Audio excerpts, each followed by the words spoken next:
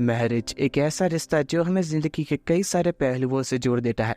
यही कहानी है ओरियो कामिहाटा की, जो कि एक फोस्टर होम में रहा करता था, लेकिन एक दिन एक श्राइन का पुजारी उसे अपने श्राइन में रहने देने की परमिशन दे देता है। लेकिन श्राइन के दरवाजे पे ओरियो का कोई स्वागत नहीं करता और वैसे भी पुजारी बुरा है ये समझकर वो घर के अंदर चला जाता है। एक कमरे से वो कुछ लड़कियों की आवाजें सुन पा रहा था, जिस कारण वो चौकन्ना हो जाता है। मुझे इस कमरे में एंट्री तो नहीं लेनी है, क्योंकि वो सभी कपड़े बदल रही थी और ओरियो को ही यहाँ गलत समझा जाएगा। सामने से जब लड़कियां ही दरवाजा खोल रही है तो ओरियो के सामने एक चौंका देने वाला नजारा था और उसकी आंखें फटी की फटी रह गई थी। दरवाजा बंद कर अपने नॉर्मल कपड़े पहन वो लड़कियां ओरियो के ऊपर नमक छाती है ताकि यहाँ मौजूद दूसरी आत्मा को पका सके। उन्हें समझ नहीं आ रहा था न जाने एक लड़का यहाँ पे क्या कर रहा है। ओरियो खुद ही हैरान था, ये तीनों यहाँ के श्राइन मेडेंस है और वो खुद को इंट्रोड्यूस कर समझाता है मैं यहाँ रहने वाला हूँ। यूना आमागामी उसका विरोध करती है क्योंकि वो किसी टाक जाक करने वाला थर की लड़के को यहाँ बिल्कुल रहने नहीं दे सकती। खैर यहाँ का पार्टी तो कल आने वाला है, जिस कारण ओरियो के यहाँ रहने का फैसला ये तीनों लड़कियां ही करने वाली है। सबसे बड़ी बेटी यही ओरियो को बेफिक्र रहने का कहती है, अगर किसी तरह की भी तकलीफ है तो वो उससे मदद मांग सकता है। सबसे छोटी बेटी असाई ओरियो को उसे बिगाड़ने की सलाह देती है क्योंकि वो उसकी छोटी बहन और वो सब एक परिवार की तरह है। पर ओरियो खुद को एक बोझ की तरह गिन रहा था और यूना याद दिलाती है कि वो अभी तक राजी नहीं है ओरियो को एक फैमिली मेंबर के तौर पे ट्रीट करने के लिए। कोई चिंता नहीं, मैं यहाँ परिवार बनाने थोड़ी ना आया हूँ, मुझे बस एक कमरा चाहिए पढ़ने के लिए। यूना उसे एक मौका देने को रेडी थी, पर याद दिलाती है अच्छे से बिहेव करना पड़ेगा, नहीं तो खाना तक नहीं देगी वो। और हाँ, तुम्हारा नाम ओ कौन था ना? साफ भाषा में गंदगी कह रही थी और वो भी खुशी खुशी हाँ मिलकर खुशी हुई। पादरी ने पहले ही ये को बता दिया था एक नया पर्सन यहाँ रहने आने वाला है, जिस कारण उसने एडवांस में ही एक कमरा साफ करके रखा था और ओरियो को भी खुशी है, चलो कम से कम एक कमरा तो दे रहे हैं मुझे पढ़ने के लिए। पर ये भोली लड़की फुटबॉल निकालने के चक्कर में सारा सामान खुद के ऊपर गिरा बैठने वाली थी। ओरियो तो बस केवल उसे बचाने चाह रहा था, मगर वो दोनों एक वियर्ड सी सिचुएशन में पड़ जाते हैं और यूना भी उनके चिल्लाने के कारण वहाँ आ चुकी थी और ओरियो को पीट कर वहाँ से चली जाती है। कुछ देर पढ़ाई करने के बाद असाई ओरियो के नजदीक आती है क्योंकि एक छोटी बहन होने के नाते वो ओरियो के साथ अपने रिश्ते मजबूत करना चाहती थी। ओरियो असाई को यहाँ से जाने के लिए कहता है, पर वो हैरान थी कि बोला उस जैसी प्यारी लड़की को कोई आदमी नजरअंदाज कर कैसे सकता है। खैर वो ओरियो के सामान को इटर बिटर कर कुछ असली किताबें ढूंढने की कोशिश करती है क्योंकि एट द एंड वो भी एक मर्दी तो है। असाई को रोकने के चक्कर में ओरियो अपने ही कपड़ों पे पैर देकर एक वियर्ड सी सिचुएशन में पड़ चुका था और वापस चिल्लाने की आवाज सुन यूना आती है। इस बार तो उससे डरिंदा कहकर काफी ज्यादा पीटती है कि बारी ओरियो बिना किसी डिस्टरबेंस के आधी रात तक पढ़ाई कर रहा था और कुछ पल ताज़ी हवा खाने जैसे ही वो कमरे के बाहर कदम रखता है। एक कमरे से रोशनी आ रही थी जहाँ देखने पे ओरियो को यूना मिलती है, जो तक ढंग से सोई नहीं थी और ऐसे खुले कमरों में अगर वो यहाँ रहेगी तो सर्दी भी लग सकती थी। वो तो एक अच्छा इंसान होने के नाते यूना को कंबल उठाने जा रहा था, पर वो अपनी आंखें खोल बैठती है और ओरियो को एक गलत इंसान समझकर मारा पीटी शुरू कर देती है और चिल्ला पड़ती है। दोनों बहनें आ चुकी थी और वो दोनों को इस कंडीशन में देख दरवाजा बंद डिस्टर्बेंस के लिए माफी मांगती और बार बातें करती है, न जाने ओरियो कैसा आदमी है। फिर वो तीनों शांति से बैठकर यूना से सवाल करते हैं, तुम इतनी रात को भला कर क्या रही थी? एक्चुअली वो कुछ लकी चार्म्स बना रही थी जिन्हें प्रार्थनाएं करने वालों को दिया जा सके। पर ओरियो सवाल करता है, तुम ऐसी चीजें क्यों बना रही हो जिनसे तुम्हें पैसा तक नहीं मिलता? क्योंकि ये उनका कर्तव्य है यहाँ आने वाले हर एक धार्मिक और प्रार्थनाकारी को जल्द से जल्द भगवान से जोड़ना, ताकि उनकी मन्नतें पूरी हो सके बिना किसी भेदभाव और सम्मानता के साथ। तीनों का भगवान के प्रति इतना उच्च विश्वास देखकर ओरियो हैरान था और वो सवाल करता है कि यहाँ रहने वाली हर एक श्राइन मेडन ये लाल धागे बांधती है अपने बालों में। एक्चुअली वो उन तीनों की माँ की आखिरी निशानी है जो उनके मरने से पहले उन्होंने दी थी। भले ही वो अभी के वक्त अपनी माँ को ना देख सके, पर ये धागे हमेशा उनकी भावनाओं को माँ से जोड़ देती है। और ओरियो से सवाल किया जाता है, भला वो इतनी रात को जाकर क्या कर रहा है? पढ़ाई, क्योंकि उसका लक्ष्य क्योटो मेडिकल यूनिवर्सिटी में एडमिशन लेना है। तीनों को हैरानी थी कि उसके लक्ष्य सही में काफी ज्यादा ऊंचे हैं और यूना का मानना था, चलो अच्छा हुआ कि बिगड़ैल बच्चे नहीं हो तुम्हारी किस्मत अच्छी है, तुम ऐसी जगह पढ़ाई कर पा रहे हो। यहाँ के कई भगवान है जो तुम्हारी एग्जाम पास करने में मदद कर सकते हैं, क्योंकि ये साल का सबसे बढ़िया वक्त है और चमत्कार होने में ज्यादा देर नहीं लगेगी। एक मैजिकल मीटियोर सावर जल्द ही होगी। यूना समझाती है, पूर्वजों के अनुसार वसंत ऋतु के मीटियोर सावर के वक्त अगर तुम खुली हवा में जाओ और सितारे तुम्हारे ऊपर बरसे तो तुम्हारे साथ एक काफी बड़ा चमत्कार हो सकता है। क्या बचपना है, साल के इस साल वैज्ञानिकों के अनुसार सिर्फ छोटे धूमकेतु देखने मिलते हैं। उनमें से ज्यादातर तो धरती के वातावरण में आकर ही जल जाते हैं। अगर मुश्किल से कोई होगा जो सरवाइव कर ले और किसी इंसान पे गिर जाए तो उसका बचना तो मुश्किल ही नहीं है। न जाने इंसान कोई भी बिना सिर पैर की बात और अंधविश्वास पे भरोसा कर कैसे लेते हैं। तुम्हारा मगज भी सिर्फ परियों की कहानी से भरा पड़ा है। यूना उसकी बातों से कुछ ज्यादा ही गुस्सा हो जाती है और श्राप देने की तैयारी कर रही थी ताकि उस नास्तिक के नाक से खून बहकर वो मर ही जाए। अगले दिन ओरियो पेड़ की छांव में पढ़ाई करते हुए तीनों बहनों को काम करता देख विचार करता है कि एक्चुअली प्रार्थनाएं करने से कुछ होता नहीं है, पर फिर भी ये लोग बेवकूफों की तरह यहाँ आते हैं और इन श्राइन मेडेंस का काम होता है भगवान से इन्हें जोड़ना। क्या ही वाहियात है, मैं तो कभी एक पादरी बनने का सोच उठकना। यूना को फौरन टूरिस्ट से बात करने में तकलीफ आ रही थी, जिस कारण ओरियो उसकी मदद करता है। ये लड़की चाहती है तुम इस लकी चार्म को ले लो, तुम्हारे साथ अच्छी चीजें होगी। छोटी बच्ची खुशी खुशी लकी चार्म को लेकर उन्हें शुक्रिया करती है और ओरियो यूना को समझाता है कि अगर तुम्हें सही में श्राइन मेडन बनना भी है तो फिर अपने इंग्लिश पे काम करना शुरू कर दो। क्योटो में कई सारे फॉरेन टूरिस्ट आते हैं। यूना उसे थैंक यू नहीं कहती, पर वादा करती है वो अपनी इंग्लिश पे जरूर काम करेगी। तेज हवाओं के साथ एक पंछी यूना के बालों में मौजूद रिबन को लेकर चला जाता है। वो तीनों बहनें परेशानी में श्राइन के आसपास के एरिया में उस रिबन को ढूंढने की कोशिश करते हैं, पर वो उन्हें नहीं मिल पाता। फिर भी बिना किसी चिंता के वो भगवान से प्रार्थना करने की बात कर रहे थे, जिस कारण ओरियो को काफी गुस्सा आ जाता है और वो कहता है तुम भला ऐसे शांत कैसे रह सकती हो? अपनी इतनी कीमती चीज खोने के बावजूद तुम भगवान से प्रार्थना करने की बात कर रहे हो। तुम जैसे बेवकूफ को भला कौन ही समझाए? ऐसे हाथ धरे रखकर कुछ हासिल नहीं होता। खुद की इच्छा पूरी करनी है तो खुद आगे बढ़ना होगा, कोई भगवान नहीं आएगा पूरी करने। उसके बातों के विरुद्ध यूना कहती है जो भगवान से प्रार्थनाएं करते हैं वो उन्हें कभी अनदेखा नहीं करते। तुम्हें भले ही यहाँ रहते हुए ज्यादा वक्त ना हुआ हो, पर मैं ये पक्के तौर पे कह सकती हूँ तुम यहाँ रहने लायक बिल्कुल नहीं हो। दोनों बहनें परेशान थी कि भला वो इन दोनों की लड़ाई झगड़े को कैसे खत्म करेगी। कुछ देर बाद यही और रसाई दोनों के बीच समझौता करवाने की कोशिश करने वाले थे, पर ओरियो अपने कमरे में ही मौजूद नहीं था, जिस कारण ये रोते हुए कहती है कि भगवान उसे लेकर तो नहीं चले गए ना। खैर, डेस्क के ऊपर एक फैमिली फोटो रखी गई थी, जिसे देख के को पार्टी की कई बातें याद आती है। बचपन में ओरियो की माँ ही उसका एक इकलौता परिवार थी, पर अपनी पूर्व कंडीशंस के कारण वो चल बसी। पर फोटो फ्रेम में मौजूद कई सारे लकी चार्म से तुम समझ ही सकती हो ओरियो ने भगवान से कितनी विनती की होगी उसकी माँ की सुरक्षा खातिर। लेकिन उनके चल बसने के बाद ओरियो ने खुद के अंदर एक नई सोच को विकसाया, भगवान से प्रार्थना करने से कभी कुछ नहीं होता। इन बातों को सुनने के बाद असाई कहती है हमें शायद से ज्यादा कुछ करना ना पड़े, क्योंकि वो दोनों ही एक जैसे है।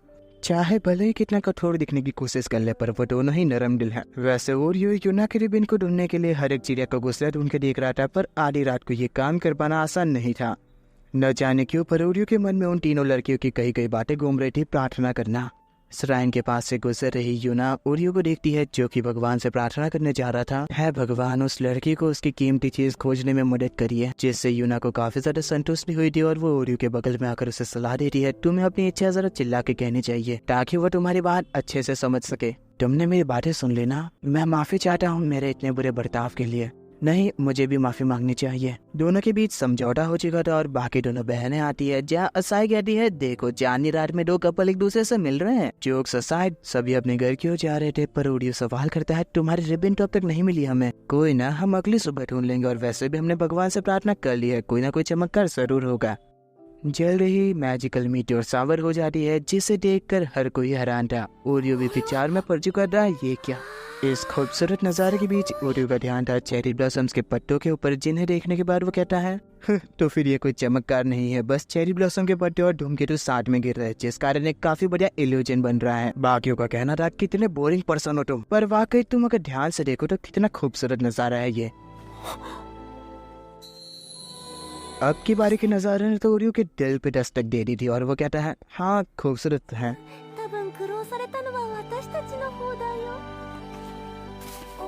हैंडफुली देरी से ही सही, पर पादरी आ चुके थे, जो कि ओरियो को देख काफी खुशी से कहते हैं चलो अच्छा हुआ तुम यहाँ रहने आ गए। तुम्हारी शादी के बारे में मुझे इस टाइम की कोई चिंता करने की जरूरत नहीं है, तुम इसे जरूर संभाल लोगे। एक मिनट रुकिए जरा, मैं किससे शादी करने वाला हूँ?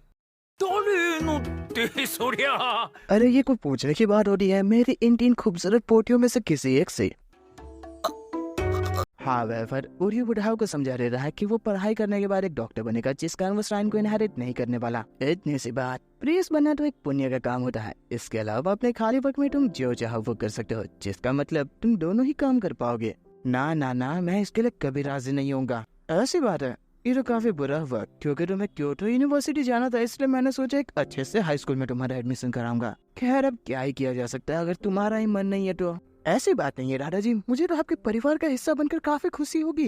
तीनों लड़कियां ओरियो के बदले तेवर देखकर ही हैरान हो चुकी थी और दादाजी भी खुशी खुशी। चलो अच्छी बात है, श्राइन का फ्यूचर सही सलामत है, बस मुझे बर्दाश्त करना है, सारी की बात तो जैसे तैसे चली जाएगी। पर हमारी तीनों अप्सराएं मीटिंग करने लगती है। आखिर दादाजी को हो क्या गया है जो हमारा अभी से रिश्ता तैयार करने लग गए। यही का कहना था। हालांकि ओरियो एक अच्छा लड़का है, लेकिन मैं उससे शादी नहीं कर सकती। ये सब कुछ काफी रैंडमली हो रहा था और उनके पास एक इकलौता चारा बचा था, ओरियो को यहाँ से भगाना, वो भी चुपचाप। यूना का फुल फ्लैज प्लान रेडी था। वो ओरियो को घर के काम करने के लिए कह रही है, क्योंकि वो भी यहाँ का एक रेसिडेंट है। सबसे पहले कुकिंग करनी थी, जिसे चैलेंजिंग बनाने के लिए यूना ने फ्रिज में काफी कम सामान रखा था। उसको यकीन था ओरियो तो नहीं कर पाएगा, लेकिन ओरियो कुछ ही सामान से जो स्वादिष्ट और वैरायटी के डिशेस बनाकर दिखाता है, उससे यूना का आत्मविश्वास डगमगाने लगा था। और ओरियो भी अब पढ़ाई करने जा रहा था, लेकिन यूना उसे रोक अपने प्लान भी को एग्जीक्यूट करती है। लॉन्ड्री उनके पास ड्रायर नहीं है, जिस कारण ओरियो को ये काम खुद से करना पड़ेगा। लेकिन यही रसाई उसे लास्ट मोमेंट पे याद दिलाते है कि ये काम शायद ओरियो से हमें नहीं करवाना चाहिए, क्योंकि कपड़ों में अंडरगारमेंट्स भी तो शामिल थी। पर अब वो शर्म के मारे क्या ही कह सकते थे। पर ओरियो सवाल करता है, इसका मैचिंग पेयर कहाँ पर है?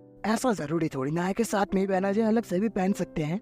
कपड़ों के सूखने के बाद ओरियो ने उन्हें फोल्ड करके भी रख दिया था, जो कि तीनों को और भी हैरान कर रहा था। और यूना को लगा नहीं था चीजें इतनी स्मूथली जाएगी, जिस कारण उसे अपने सबसे वर्स्ट प्लान को यूज करना ही होगा। यही का कमरा साफ करना, जो कि कूड़े घर के सामान था, और ओरियो को यह अकेले करना था। कमरे से कुछ ज्यादा ही ऑयल पेंट्स की गंध आ रही थी, जिस कारण ओरियो को पहली बार पता चला था कि ये एक्चुअली एक आर्टिस्ट है। बिना अपनी हिम्मत को हारे ओरियो कमरा साफ करके दिखा देता है, जो कि यही को न जाने कितनी पुरानी यादें याद दिला देता है। अब डिसीजन लेने का टाइम था। यही और रसाई ओरियो को यहाँ रहने देने के फेवर में थे, क्योंकि वो रोजाना करके काम कर देगा और उन्हें कितना ज्यादा कंफर्ट मिल सकता है। और रही बात शादी की, तो वो जैसे जैसे टल ही जाएगी। लेकिन ये बातें ओरियो की हिम्मत तोड़ देती है और वो उनसे अलविदा कहता है, क्योंकि उसके पास रोजाना ये काम करके पढ़ाई करने का वक्त नहीं बचेगा। और क्योटो यूनिवर्सिटी के एंट्रेंस एग्जाम को पास कर एक डॉक्टर बनना है, ना कि स्ट्राइन को इनहेरिट करना है। अपने सपनों को साकार करने के लिए वो एक जर्नी पे जाएगा। इवेंचुअली उनका प्लान तो सक्सेसफुल हो चुका था, लेकिन यूना काइंड ऑफ गिल्ट महसूस करने के कारण ओरियो का पीछा करती है। उसकी दोनों बहनें तक साथ में थी और उन तीनों को यकीन नहीं हो रहा था कि ओरियो मिलने वाले जरा से वक्त को तक पढ़ाई के लिए व्यतीत कर रहा था। न जाने उसका ऐसा तो कौन सा एस्पिरेशन है जो उसे डॉक्टर बनने के लिए इतना ज्यादा मोटिवेट कर रहा है। ओरियो का पीछा करते करते वो तीनों शहर से दूर एक सुनसान इलाके में आ पहुंचे थे, जहाँ यूना अपने सामने मौजूदा घर को देखकर डरावनी वाइब्स महसूस कर पा रहे थे। और उसके हिसाब से ये बड़ा कैसी झोपड़ी है? जबान संभाल कर, ये कोई झोपड़ी नहीं है। ओरियो पीछे कई बच्चों के साथ खड़ा था और वहाँ की केयर टेकर माहिरो तक वहाँ आ चुकी थी, जो कि एक डॉक्टर है। अंदर बैठकर वो तीनों बहनों का शुक्रिया करती है ओरियो का ध्यान रखने के लिए। वाकई तुम तीनों काफी ज्यादा खूबसूरत हो मेरे पढ़ा ओरियो से शादी करने के लिए। जानती हूँ वो कितना ज्यादा बोरिंग है, पर कभी कभार काफी ज्यादा प्यारी हरकतें कर बैठता है। मेरे बारे में काफी बातें कर ली। आप मुझे जरा ये बताइए, मुझे वहाँ रहने के लिए लड़के से क्यों शादी करनी पड़ेगी? मैं ऐसा नहीं कर सकता, मैं वहाँ नहीं रहने वाला। ओरियो, तुम्हें किसी न किसी दिन फोस्टर होम तो छोड़ना ही पड़ेगा। और हाँ, तुम वहाँ से कहीं और नहीं जाने वाले। तुम्हें पता भी है कितनी मेहनत की है तुम्हारे लिए वो घर ढूंढने में मैंने। बच्चे ओरिगामी क्रेन्स बना रहे थे, जिसके बारे में ओरियो की चाइल्डहुड फ्रेंड सिराही, जो कि पहले यही रहा करती थी, बताती है ये तकरीबन 1000 बनाने वाला है ताकि अपने पेरेंट्स को दे सके। माहिरो ने एक्जैक्टली बताती है कि यहाँ रहने वाले मोस्ट ऑफ बच्चों के पेरेंट्स हॉस्पिटलाइज है या तो किसी बीमारी के कारण उन्हें संभाल नहीं पा रहे, और उनके अच्छे ट्रीटमेंट के खातिर वो 1000 पेपर लेंस यहाँ बनाने वाले हैं, जो कि तीनों बहनों के हिसाब से सबसे बढ़िया आइडिया है। लेकिन ओरियो बीच में बोल पड़ता है, क्या ही वक्त की बर्बादी है, सोच समझ के कहा करो। पेपर प्लेन सभी लकी चार्म्स से सबसे ज्यादा कीमती होते हैं। उनके अंदर कई लोगों की इच्छाएं समाहित होती है और उससे भी बढ़कर। बच्चों, हम तुम्हारी मदद करेंगे, इस बेवकूफ के बारे में भूल जाओ। तीनों लड़कियां एक पेपर क्लेन बनाकर दिखाती है, जिसमें असाई ने तो पेपर क्लेन को फटी हालत में छोड़ दिया था। यही ने तो पेपर क्लेन के अंदर काफी ज्यादा फैसिनेट चीजें ऐड कर दी थी। और यूना तो पेपर क्लेन बनाने में कुछ ज्यादा ही स्लो थी। वो एक एक पेपर को फोल्ड कर रही थी, जिस कारण सभी बच्चों की उम्मीदें जा चुकी थी। और वो ओरियो से मदद मांगते हैं, जो कि ना चाहते हुए भी फटाफट उनके लिए 1000 पेपर क्लेन्स बना देता है। हर एक पेपर क्लेन एक जैसा ही दिख रहा था। कितनी बढ़िया परफेक्शन थी, जो कि सभी को हैरान कर देता। और बच्चे काफी ज्यादा खुश थे। एक बच्चे को शक महसूस हो रहा था, क्या इससे मेरी माँ ठीक हो पाएगी? यूना ओरियो के निराश चेहरे की ओर गौर करती है, जो कि किसी का भी शायद से दिल तोड़ सकता था। हाँ बेशक, अगर डॉक्टर तुम्हारे बनाए 1000 पेपर क्लेन्स को देखेगा तो वो तुम्हारे खातिर अपने पेशेंट के इलाज में पूरी जान झोंक देगा, जिसकी तीनों बहनों ने ही उम्मीद नहीं की थी। माहिरो समझाती है, एक्चुअली ओरियो ने अपने बचपन में 10,000 से भी ज्यादा पेपर क्लेन बनाए थे अपने माँ के इलाज की खातिर, जिस कारण वो यहाँ रहने वाले हर एक बच्चे का दुख समझता है। ओरियो एक सबसे अच्छा लड़का है, जो हर किसी के दुख में साथ देता है। उस शख्स को कभी अकेला महसूस नहीं होने देता। उन्हें अब समझ में आ रहा था कि ओरियो की डॉक्टर बनने की मोटिवेशन आखिर है क्या। माहिरो उन तीनों से रिक्वेस्ट करती है ओरियो का ध्यान रखने के लिए। देखते ही देखते शाम हो जाती है और माहिरो ओरियो से सवाल करती है, आखिर तुम्हारे यहाँ आने पीछे की वजह क्या है? इन तीनों ने मुझसे इतना काम करवाया कि मैं बर्दाश्त नहीं कर पाया। अगर रोजाना करता रहता तो फिर मेरे पास पढ़ने का वक्त ही नहीं बचता। एक्चुअली तुम्हारा सोचना ही गलत है। इन्हें तुम्हारी परवाह है, इस खातिर वो यहाँ पे आई है। और क्या तुम इतने से बात से हार मान लोगे? जिससे ओरियो की मेमोरी ट्रिगर होती है। बचपन में वो बच्चे संभालते हुए कई सारे काम करा कर देती है। ओरियो बस उसकी मदद करना चाह रहा था, पर माहिरो उससे मना कर देती है, जिसके रीजन के तौर पे वो ओरियो को कहती है, मैं एक लालची हूँ जो खुद अकेले काम करना चाहूंगी। बेशक ना, मैं अकेले ही काम कर लूंगा। तीनों बहनें इस नज़ारे को देख सोचती है, जरूर से ओरियो उसे पसंद करता है। खैर ओरियो उनसे माफी मांगता है। ऐसे ही बचकानी हरकत करके भागने के लिए वो आइंदा सुन कर दिया, वो हर एक काम कर लेगा। पर वो तीनों मना करती है, अगर ऐसे ही सारा काम वो ओरियो के ऊपर थोप देंगे तो वो आलसी बन जाएंगी, और काम तो मिलजुल कर भी किए जा सकते हैं, और वैसे भी हम एक परिवार है ना। अगले दिन इन तीनों की कही गई इतनी प्यारी प्यारी बातें मानो कि बस एक सपने के बराबर थी, क्योंकि तीनों कतई अच्छे से काम नहीं कर पा रही थी। और ओरियो का तो सिर घूम चुका था, मुझे ही अकेले काम करना होगा। शाबाश ओरियो बेटा, तुम तो अभी सही घर के मुखिया की जिम्मेदारी लेने लगे हो, पर अभी तुम सभी के बीच अच्छा सा रिश्ता नहीं बना है। मैं चाहता हूँ तुम सभी की मैरिज मीटिंग करो, जो कि बिल्कुल ही पुरानी परंपरा है, जिससे तुम बेटा ओरियो सीरियसली लेना होगा। ढंग के कपड़े पहना कर वो ओरियो को मैरिज मीटिंग के लिए लेकर जाते हैं, पर उसके मन में यही विचार चल रहे थे, देख लियो बुढ़ा, वो तीनों लड़कियां भी मेरी तरह इसमें इंटरेस्टेड नहीं होगी। मिलकर अच्छा लगा, शुक्रिया आपने जो मुझे अपनी एक योग्य बीवी के रूप में गिना। मैं इस घर की सबसे छोटी बेटी असाई। मुझे तो लगा इंटरेस्ट नहीं लेंगे, पर ये तो कुछ ज्यादा ही खुश लग रही है। बेटा ओरियो, तो फिर आज का टाइम तुम असाई के साथ बिताने वाले हो, इसलिए मैं चलता हूँ। तुम जवानों के बीच बोला मेरा क्या काम? मुझे इस मीटिंग से ज्यादा कोई दिक्कत नहीं होगी, पर क्या तुम ठीक रहोगी? देखो जो कुछ भी है उसे एंजॉय करो, कहीं ऐसा तो नहीं ना तुम सीरियस हो इसके लिए। खैर जबकि कमरे में अब कोई नहीं है ओरियो, मैं तुम्हारे साथ कब से एक चीज करना चाहती थी। अचानक से उसकी किमोनो उठाने के कारण ओरियो घबराहट के मारे आंखें कवर कर लेता है, पर उस बदमाश लड़की ने पहले से एक ट्रैक सूट पहन रखा था और वो ओरियो को जॉगिंग पे चलने का कहती है। असाई के अनुसार बसंत की ताज़ी हवा में जॉगिंग करना एक कमाल का एक्सपीरियंस होता है, लेकिन ओरियो ने मैरिज मीटिंग में इतनी मेहनत करनी पड़ेगी उसकी इमेजिनेशन तक नहीं की थी। मेरे लिए दौड़ लगाना बिल्कुल ही जीने बराबर है। अगर तुम चाहो तो मुझे रनिंग प्रिंसेस कहकर भी बुला सकते हो। ओरियो असाई को नौटंकी बंद करने के लिए कहता है, पर एक चीज है, वो उसे एथलेटिक पर्सन नहीं समझ रहा था। उसका मानना था वो बिल्कुल ही बिंदास रहने वाली कामचोर लड़की है। खैर वो दोनों 5 घंटे तक जॉगिंग को कंटिन्यू रखने वाले थे, पर ओरियो के विचार कह रहे थे, भला एक मिडिल स्कूलर से थोड़ी ना हारूंगा मैं। लेकिन वो तो खड़े होने लायक तक नहीं बचा था। अपनी थकान से रिफ्रेशमेंट पाने के लिए वो नहाने जाने वाला था, लेकिन असाई की मौजूदगी के कारण वो घबरा जाता है। तुमने भला दरवाजा बंद क्यों नहीं किया? हाँ, मुझे जरा आदत सी हो गई थी। नहाने के बाद ओरियो डीप स्लीप में जा चुका था और अगली सुबह रात को पढ़ाई ना कर पाने का उसे काफी अफसोस हो रहा था, लेकिन असाई ने उसका वहाँ भी पीछा नहीं छोड़ा था। प्रैक्टिकली उनकी मैरिज मीटिंग अभी भी जारी है, जिस कारण वो ओरियो की मदद चाहती है स्टोर रूम में से रनिंग शूज निकालने के लिए, ताकि वो सुबह को जॉगिंग जा सके। पर ओरियो को समझ में आ रहा था ये सिर्फ एक बहाना है उसे काम करवाने के लिए।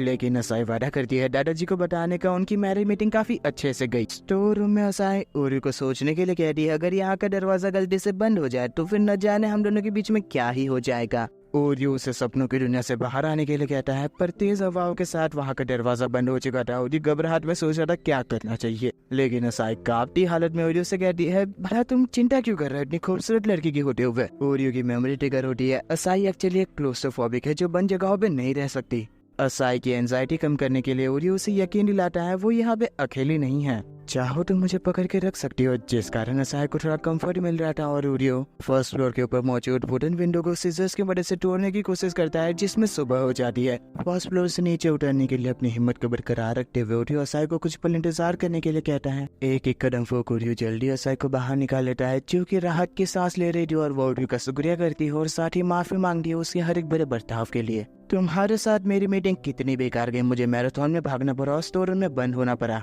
जो कुछ है, पर अभी भी तुम एक प्यारी और नरम दिल लड़की हो। उसकी बाकी दोनों बहनें चिंता के मारे उसे खोज रही थी, पर वो अपनी चुलबुली हरकतें अभी भी नहीं छोड़ती। थैंक्स टू ओरियो, मैं कल की रात कभी नहीं भूल पाऊंगी। ओरियो की सेकंड मैरिज मीटिंग यूना के साथ होने वाली थी, जिसके लिए वो हर किस्म के नरक की तैयारी कर आया था। आपका शुक्रिया मुझे अपने एक वाइफ के कैंडिडेट के तौर पर सिलेक्ट करने के लिए।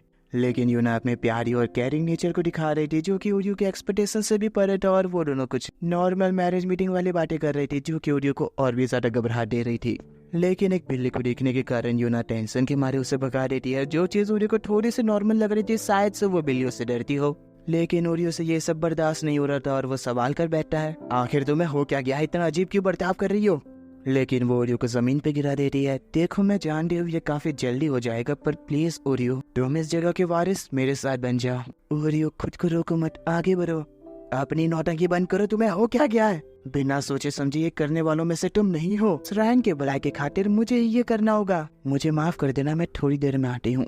ओरियो के समझ में कुछ नहीं आ रहा था, पर यही और रसाई जो कि उन दोनों के ऊपर नजर रख रहे थे वो ओरियो को बताते हैं वो खुद का बलिदान दे रही है श्राइन को बचाने और हम दोनों को एक दुखद जिंदगी से आजाद करने के लिए वो खुद को आगे कर रही है। यूना के मन से ओरियो के विलन वाले छवि बाहर निकालने के लिए ओरियो यूना की पसंदीदा चीजों के बारे में जान उसे बाहर चलने को कहता है।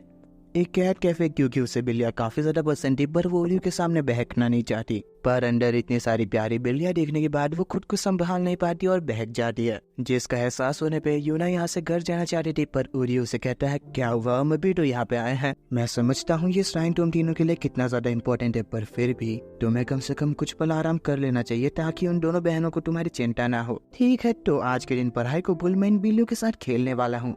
नहीं, मुझे भी इस बिल्ली के साथ खेलना है। देखते ही देखते वक्त कहाँ बीत जाता है उनको पता ही नहीं चलता, पर यूना काफी ज्यादा एंजॉय कर रही है और घर जाने से पहले वो अपने बहनों के लिए कुछ प्रेजेंट्स खरीद लेती है।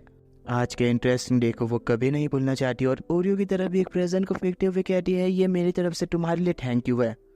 शुक्रिया, तुम्हारे कारण मुझे आज काफी मजा आया। अगले दिन ओरियो की आखिरी मैरिज मीटिंग थी, जिसके बाद वो फाइनली पढ़ाई के ऊपर फोकस कर सकता रहा, लेकिन यही उसे काफी ज्यादा इंतजार करा रही थी, जिस कारण वो खुद ही उसके कमरे में चला जाता है। पर वो अपने चेंजिंग के बीच थी, जिस कारण ओरियो माफी मांग बाहर पढ़ाई कर उसका इंतजार करने वाला था, पर 1 घंटा बीत जाता है फिर भी यही बाहर नहीं आई थी, जिस कारण ओरियो आंखों पे पट्टी बांध कमरे के अंदर चला जाता है, पर यही वहां से गायब थी और बाकी बहनों से भी ओरियो को कोई खास जानकारी नहीं मिली थी।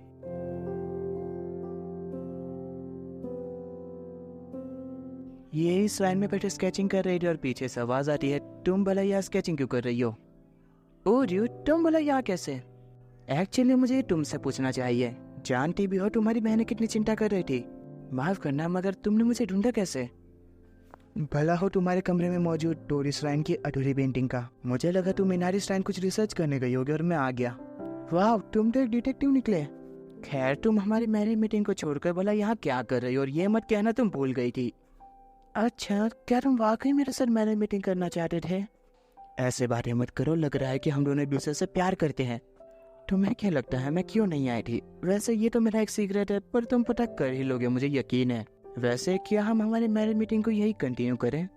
फिर वो दोनों श्राइन में मौजूद हर एक खूबसूरत जगह पे जाके घूमते हैं। दोनों को काफी मजा भी आ रहा था, दोनों साथ में कई फोटोज भी खींचते हैं। देखते ही देखते शाम हो जाती है और यही ओरियो से कहती है आज की परेशानी के लिए मुझे माफ कर देना। ये लो, इस तालिस्मान को तुम संभाले रखना, ये तुम्हें हमेशा बुरी किस्मत से बचाएगा। क्या पता कब किस्मत तुमसे मुंह फेर ले। वैसे शुक्रिया ओरियो मुझे खोजने के लिए। दोनों का कहना है ये बेवकूफ है, लेकिन इसे समझ पाना मुश्किल है मेरे लिए। वैसे क्या सोचा तुमने, किसे चुनोगे तुम? अचानक ऐसा सवाल क्यों पूछ रही हो तुम? क्योंकि ये इंटरेस्टिंग है। असाई हमेशा अपनी उम्र से बड़ी दिखने की कोशिश करती है, लेकिन वो एक प्यारी बच्ची है। वही बात अगर हम यूना की करें तो भले ही वो दिखने में खड़ूस है, लेकिन वो हमेशा दयालु है। या फिर तुम मुझे पसंद करोगे ओरियो कुन? नहीं, मैं ऐसा नहीं करने वाला। वाकई कहूँ तो मैरिज मीटिंग के दौरान ऐसी बातें सुनने में अच्छा नहीं लगता। देखो, मेरे कहने का मतलब ऐसा नहीं था कि तुम अट्रैक्टिव नहीं हो, बस मैं तुम्हें से किसी से शादी नहीं करना चाहता। ओरियो का पैर फिसलने के कारण वो सीढ़ियों से गिरने वाला था। यही उसके हाथों में मौजूद तालिस्मान के टाके को पकड़ लेती है, लेकिन वो भी टूट जाता है और न जाने के ऊपर ओरियो की आंखों के सामने उसके जिंदगी के कई सारे दृश्य दिख रहे थे। उसके माँ के, उन तीनों लड़कियों के और न जाने क्यों ऐसे कई सारे दृश्य जिससे उसे जिया तक नहीं है। ओरियो ने एंट्रेंस टेस्ट को पास कर लिया था, वो डॉक्टर बन चुका था और उसका नाम था आमागामी ओरियो। अचानक ओरियो की आंखें उसके कमरे में खुलती है, जहां वो विचार कर रहा था क्या ये सब सपना था, लेकिन वहां तालिस्मान भी मौजूद था। कहीं वो सच तो नहीं था ना, जिस बारे में यही को तक याद नहीं था। पर पीछे से यूना आती है जो ओरियो को कहती है तुम्हें शर्म नहीं आती, 3 दहाड़े यही के पीछे पड़े हुए हो। अगर इतना ही फोकट का टाइम पड़ा हुआ है तो जाओ बाजार से कुछ अच्छे से बिस्किट खरीद कर ले आओ। मायूसी के साथ वो बताती है श्राइन का सबसे जरूरी मेहमान आने वाला है। बाजार में ओरियो को 2 लोगों की बातों से पता चला था कि जल्द ही आमागामी श्राइन का फेस्टिवल आने वाला है, न जाने इस बार वो रखेंगे या फिर नहीं। मेमोन किरिसिटावा अपने क्लैन के मुखिया और आमागामी श्राइन के काफी लंबे वक्त से सपोर्टर और बैकबोन, पर अब उनका ही कहना था श्राइन को बंद कर देना चाहिए। दिन प्रतिदिन श्राइन में विजिटर्स की संख्या कम होती जा रही है और अभी की वक्त अगर ऐसे श्राइन में मैं पैसे लगाऊं जो पैसा जनरेट नहीं कर पा रहा है तो ये बेवकूफी की बात होगी। पर मैं कोई राक्षस नहीं जिस कारण तुम ये घर रख सकते हो। हालांकि तुम तीनों अपनी माँ को खोने के गहरे जख्म से गुजरी हो, पर फिर भी उनकी मौजूदगी में श्राइन खचाखच भरा रहता था और फेस्टिवल के दौरान 1000 लोगों का आना तो एक आम सी बात थी। उनके चल बसने के बाद विजिटर्स की संख्या में काफी बड़ा ड्रॉबैक दिखने मिला और तुम्हारे पड़ोसी के साथ भी पहले जैसे कनेक्शंस नहीं रहा है। सुना है उनके मौत का कारण ज्यादा काम करना है। मेरे ख्याल से उन दिनों वो बच्चे और श्राइन को साथ में संभाला करती थी ना। न जाने कैसी बेवकूफ माँ थी जो इन बेकार बच्चों के लिए अपनी जान दे बैठी। अगर ऐसे जगह के बीच बढ़ता रहा तो दुनिया मुझ पे हंसेगी। तो फिर अगर यहाँ 5000 विजिटर्स आ जाए तो क्या करोगे? हाँ बच्चे, ये आंकड़े कुछ ज्यादा ही बचकाने नहीं लग रहे तुम्हें? भले ही सुनने में ये रिक्वेस्ट बचकानी लग सकती हो, पर प्लीज हमें एक मौका दीजिए। एक एक कर सभी मेहमान के सामने जो रिक्वेस्ट करते हैं।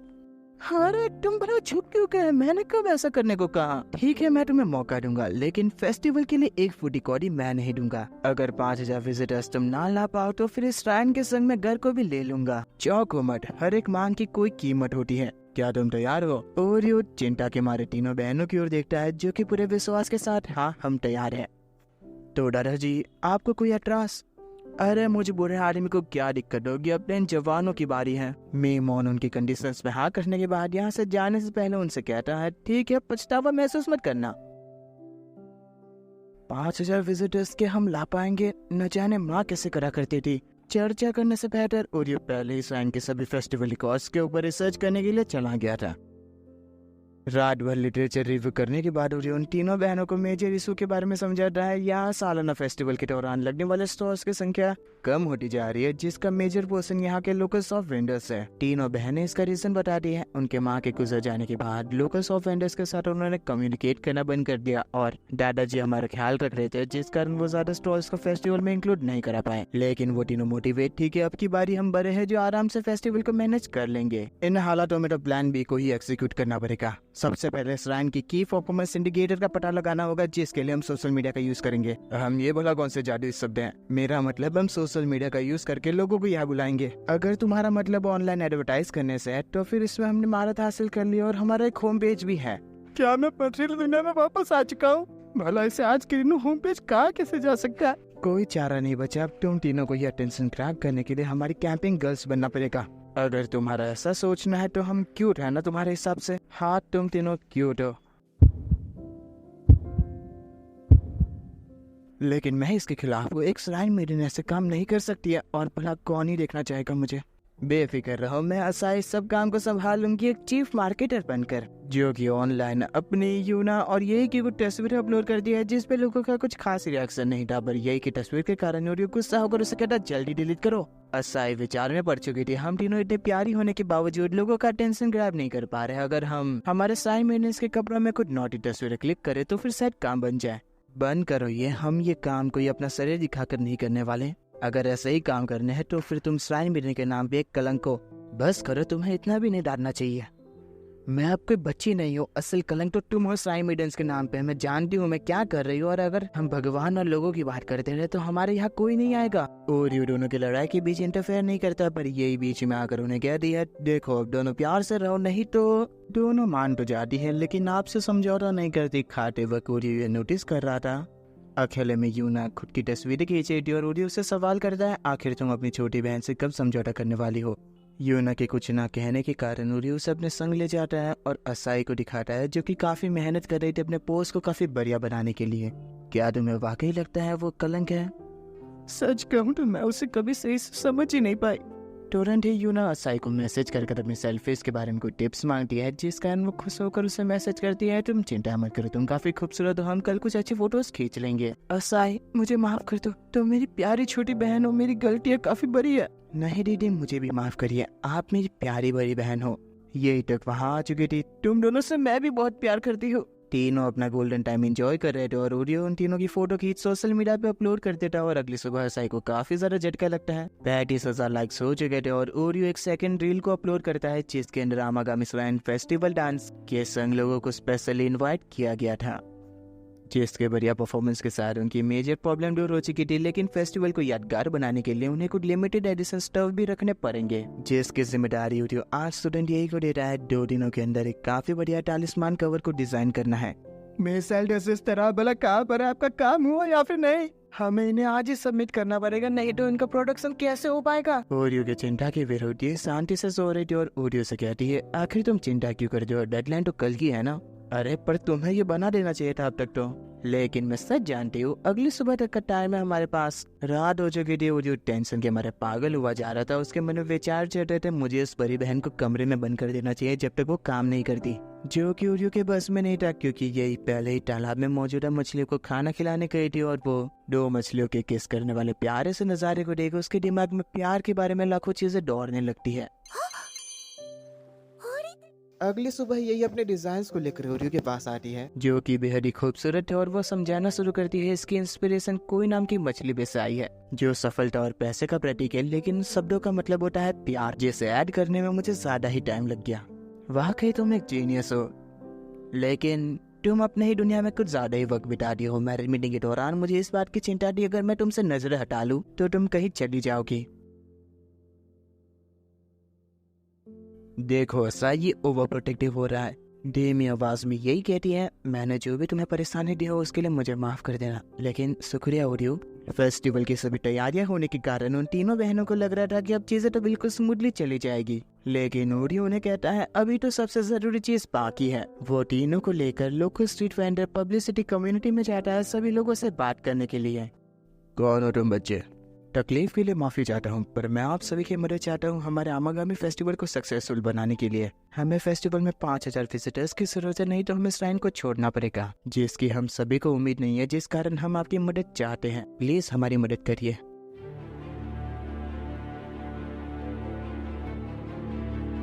हम मदद करेंगे। हैं? वाकई? बच्चे अगर श्राइन तकलीफ में है इसका मतलब वो सारी तकलीफें हमारी भी है, और वैसे भी हम तुम्हारे श्राइन फेस्टिवल के बारे में ही मीटिंग कर रहे थे। मुझे तो लग रहा था कि आप लोगों को श्राइन से पहले जितना लगाव नहीं है।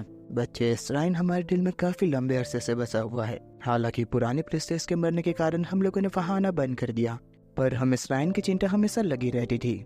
माफ करना, हम श्राइन की अभी की हालत के बारे में कुछ नहीं जानते, लेकिन हम पूरी कोशिश करेंगे तुम्हें मुसीबत से बाहर निकालने की। तो फिर सब तैयार हो जाओ, हमें श्राइन की मदद करनी है। मीटिंग खत्म होने के बाद यही अपनी दोनों बहनों से कहती है, लगता है माँ हमारे साथ है। जैसा कि उन्होंने कहा था, एक श्राइन मीटिंग का काम होता है हर एक प्रार्थनाकारी को भगवान से जोड़ना और उनके साथ अपने रिश्ते बनाए रखना, लेकिन आज जाकर मुझे इसका मतलब समझ में आया है। अब तक मैं सोचती थी कि ये सब कुछ मुझे खुद करना पड़ेगा, लेकिन इसने हमें समझा दिया। श्राइन फेस्टिवल के रंग में ढल चुका था और इतनी सारी मेहनत करने के बाद सिर्फ 35 लोग आए थे। वेट अ मिनट, 35 लोग? पर सोशल मीडिया पे लोग तो काफी ज्यादा एक्साइटेड थे फेस्टिवल को लेकर। असाई उनके पास एक चिंता को लेकर आती है, क्योंकि सोशल मीडिया पे आमागामी श्राइन का एक फेक अकाउंट बन चुका है जहाँ पे फेस्टिवल के कैंसिलेशन की न्यूज फैल चुकी है। सच्चाई को जानते हुए भी वो लोग किसी तरह के एक्शंस नहीं ले सकते, क्योंकि उनके सोशल मीडिया अकाउंट को टेम्परेरी टाइम के लिए बैन कर दिया गया है ड्यू टू फेक अकाउंट। लेकिन सबसे ज्यादा चौंकाने वाली बात है, इन गिनौनी चालों के पीछे मीमोन का हाथ था। असाई और जो मीमोन की ये घटिया चाल है ये समझकर उसे कोस रहे थे, लेकिन यही उन्हें शांत रहने का कहती है, क्योंकि बिना सबूत के ये करना गलत बात है। यूना का आत्मविश्वास डगमगाने लगा था कि इतनी मेहनत करने के बावजूद भी हमारे हाथों सिर्फ नाकामी लगी है, लेकिन ओरी उन्हें विश्वास दिलाता है सब कुछ अभी भी ठीक हो सकता है। हमारे पूरे फेस्टिवल की शान सिर्फ तुम्हारा डांस है, जो कि दोपहर में होगा, और बाजार खुला होने के कारण हम कई लोगों का अटेंशन खींच सकते हैं, जिसके लिए तुम तीनों को एक सबसे जरूरी चीज करनी होगी। जिसे सुनने के बाद वो तीनों घबरा जाती है, कहीं ये लोगों को तकलीफ तो नहीं देगा ना। दादाजी को ये काफी इंटरेस्टिंग आइडिया लग रहा था और लोकल स्ट्रीट वेंडर्स के सभी लोगों ने इस पर मेहनत शुरू कर दी थी। इसका फैसला होने के बाद ओरियो पहले पैम्पलेट्स बांटने जा रहा था, पर उन तीनों लड़कियों से कहता है, देखो तुम्हें ही संभालना है, तुम यहाँ के स्टार्स हो। तीनों लड़कियां इसको लेकर सौर नहीं थी और वो सोचती है न जाने भगवान को पसंद आएगा या फिर नहीं, पर दादाजी उन्हें बेफिक्र रहने का कहते हैं, क्योंकि ये काफी इंटरेस्टिंग आइडिया और अगर हम भी भगवान के साथ मजे करें तो उन्हें अच्छा लगेगा। हर टेक चेयरमैन और उनके सभी आदमी उनका उत्साह बढ़ाए जा रहे थे, जिस कारण वो खुशी के मारे उन्हें शुक्रिया करते हैं। ओरियो भी लगातार मेहनत करने के बावजूद कोई भी शख्स उससे पैम्पलेट नहीं ले रहा था, जिस कारण वो निराशा में चला जाता है। लेकिन वहाँ माहिरो आती है जो ओरियो के हाथों से पैम्पलेट लेकर कहती है, अगर इतना डरावना चेहरा रखोगे तो कौन ही लेना चाहेगा। साथ ही फूसरोम के सभी बच्चे और सिराही ओरियो की मदद करते हैं पैम्पलेट्स बांटने में, क्योंकि वो समझ चुके थे ऑनलाइन न्यूज के कारण ओरियो खुद ब खुद सब चीज करने की कोशिश करेगा। कुछ देर पैम्पलेट बांटने के बाद बाजार के बीच से आमागामी श्राइन की रैली निकलती है, जो कि पूरे फेस्टिवल की एक झलक थी, जिसे देखते ही हर कोई मग्न हुआ जा रहा था और उन्हें याद तक आ जाता है आज ही आमागामी श्राइन फेस्टिवल है। तीनों बहनें सोच रही थी ओरियो का कहा गया प्लान काफी पागलों जैसा है, लेकिन ऐसे मौके कभी कभार ही मिल पाते हैं, जिस कारण हमें पूरा मजा करना चाहिए। वो लोगों का अटेंशन ग्रैब कर पाने में सक्सेसफुल हो चुके थे और गाड़ी में बैठा मीमोन ये देखकर कहता है, बर्बाद हो गया। इतनी मेहनत करने के बाद विजिटर्स की संख्या में बढ़ोतरी होने लगी थी, लेकिन बिन मौसम बरसात ने सब कुछ चौपट करके रख दिया। अब मौसम के खिलाफ थोड़ी ना जंग लड़ी जा सकती थी, लेकिन ओरियो लोगों की मेहनत सराहा ना हो और लोगों को श्राइन में बुलाने के लिए भीगने को तक तैयार था। वो तीनों बहनें उसे रोक कर कहती है सब कुछ ठीक हो जाएगा, भगवान सिर्फ हमारी परीक्षा ले रहे हैं, जो भी लोग अच्छे से जीवन जीते हैं भगवान उनका साथ जरूर देते हैं। और वो तीनों भगवान के सामने प्रार्थना करने जाते हैं, प्लीज हमारा अंत तक साथ दीजिए इस फेस्टिवल को सक्सेसफुल बनाने के लिए। लेकिन ओरियो का दिमाग काम नहीं कर रहा था, वो तुरंत भागना शुरू कर देता है क्योंकि उसके दिमाग में एक तो विचार आ रहा था, जरूर से कोई रास्ता होगा, बस मुझे ढूंढना होगा। कुछ देर भागने के बाद ओरियो के सामने बिल्कुल एक चौंका देने वाला नजारा था। जब वो तीनों बहनों से खोजती वहाँ आती है तो अपने सामने मौजूदा नजारे को देख बिल्कुल ही हक्की बक्की रह जाती है, क्योंकि ये किसी चमत्कार से कम नहीं था। हद तक कि ओरियो भी खुद कहता है कि मैं खुद भगवान को शायद से शुक्रिया कहना चाहता हूँ। साथ ही बरसात रुकने के साथ आमागामी श्राइन फेस्टिवल स्पेशल डांस को उस तालाब के ऊपर रखा जाता है जो सभी की नजरें खींचा जा रहा था। यहाँ की खूबसूरती तीनों बहनों के डांस परफॉर्मेंस में चार चांद लगा रही थी।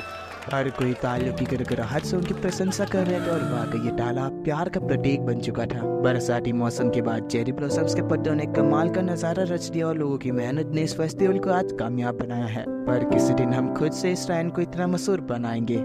श्राइन के लिमिटेड एडिशन स्टफ की भी बिक्री जबरदस्त हो रही थी, लेकिन श्राइन में बेचना और खरीदना ऐसे शब्द अच्छे नहीं लगते, जिस कारण माहिर ओरियो को पवित्रता बनाए रखने का कहती है। लेकिन ओरियो अपनी गलतियों के लिए माफी मांगता है, उसके कारण उन दोनों को काम करना पड़ रहा है। लेकिन माहिर कहती है कुछ ना, वैसे भी मुझे श्राइन मिलने के कपड़े एक बार ट्राई करने ही थे, मैं ना ही भगवान पे यकीन रखता और मुझे ये सब काम तो बिल्कुल पसंद नहीं है। जब से मैं यहाँ आया हूँ एक के बाद एक घटनाएं घटती जा रही है। पहले तो मैरिज मीटिंग करो, इनके परिवार में जुड़ो, क्या क्या, आखिर कब मुझे पढ़ाई करने का मौका मिलेगा। अगर ऐसा ही चलता रहा तो मैं हमेशा नुकसान में ही रहूंगा।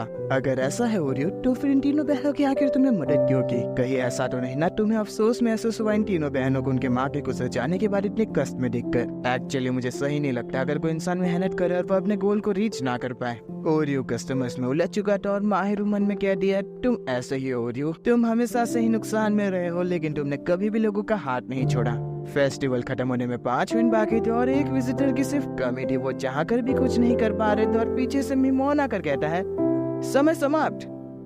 गंभीरता बढ़ती जा रही थी पर मीमोन कहता है तुम जीते, मैं श्राइन को आगे भी डोनेट करता रहूंगा, लेकिन हमारे एक विजिटर बाकी है। अरे क्या बात कर रहे हो, मुझे मिलाकर तो हो जाते हैं पूरी संख्या। चलो पर आइंदा से ध्यान रखना कि आज के आंकड़े हमेशा मेंटेन रख पाओ।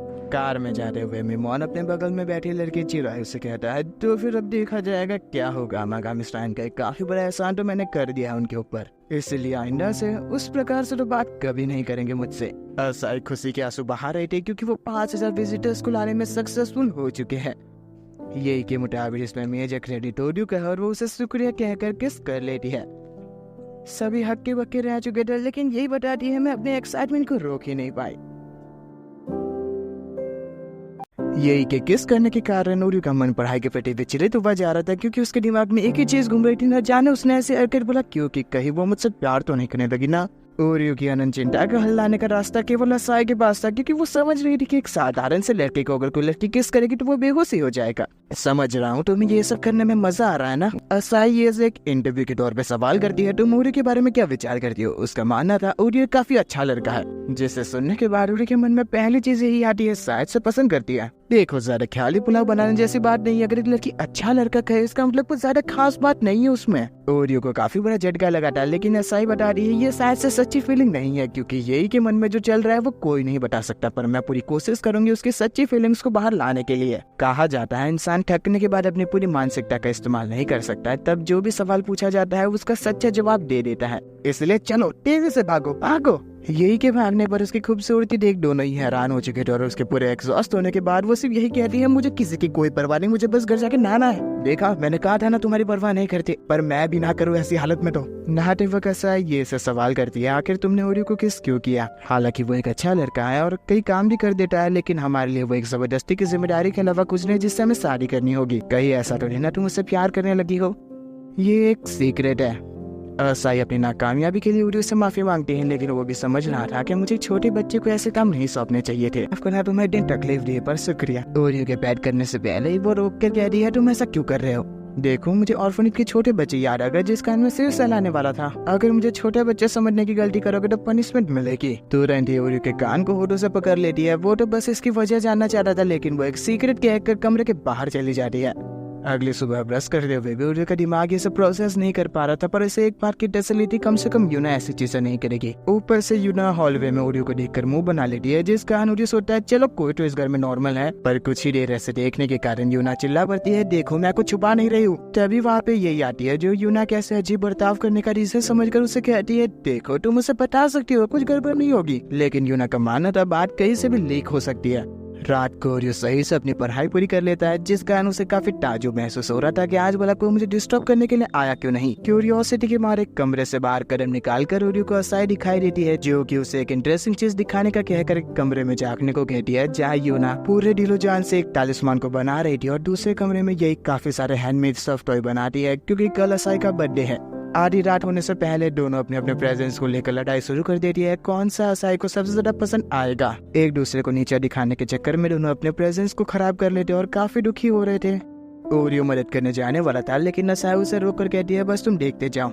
अपने सामने असाई को देख दोनों कहते हैं, आधी रात हो चुकी है, यानी आज तुम्हारा बर्थडे है। लेकिन विश करने के लिए बनाए हुए प्रेजेंट्स खराब होने के कारण वो दोनों निराश हो जाते हैं। लेकिन असाई उनसे कहती है, शुक्रिया यही और असाई थी, हर साल इतने प्यार से बनाए हुए स्टफ टॉयज और प्यार और लगन से बनाए हुए लकी चार्म मुझे देने के लिए। मैं आप दोनों से काफी ज्यादा प्यार करती हूँ। उसकी प्यारी सी बातें उन दोनों को रुला देती और गले लगकर हैप्पी बर्थडे विश करते हैं। लेकिन ओरियो जानना चाह रहा था सब कुछ ऐसे खत्म होना सही बात है क्या? असाई के लिए दोनों बहनों की करी गई मेहनत ही सब कुछ है। और हाँ ओरियो, तुम्हें मुझसे कुछ कहना नहीं है?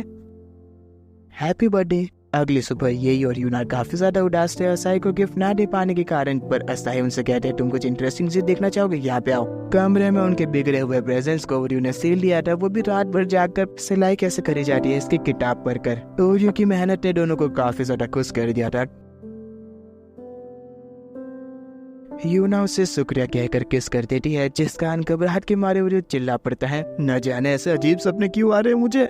कुछ देर बाद यही और असाई अपने काम को लेकर ओरियो के पास मदद मांगने के लिए आते हैं, लेकिन वो कमरे में मौजूद नहीं था। यूना उन्हें बता दी है ओरियो माहिरो के यहाँ गया है और वो शाम को आने वाला है, जिस कारण दोनों कहते हैं ठीक है शाम को मदद मांग लेंगे हम। जिस कारण यूना गुस्सा होकर कहती है, तुम दोनों उसके ऊपर कुछ ज्यादा ही डिपेंडेंट नहीं हो गई हो, खासकर तुम। यही तुमने तो उसके गाल पे केस किया था, कहीं वो गलत विचार समझकर तुम्हारे ऊपर झपट ना पड़े। और असाई बताओ, तुम मेरे पीठ पीछे छुपकर कोई अजीबोगरीब हरकत तो नहीं कर रही हो ना? वो शर्माते हुए मना कर रही थी, जिस कारण दोनों समझ जाते और यूना दोनों को लेक्चर देती और समझाती है, देखो श्राइन मीडर होने के नाते तुम ऐसी हरकत ना करो। लेकिन उन दोनों का मानना था ओरियो हमारी काफी ज्यादा मदद करता है, जिस कारण हमें उससे शुक्रिया तो जरूर करना चाहिए, जो कि यूना को विचार में डाल देता है शुक्रिया करना चाहिए।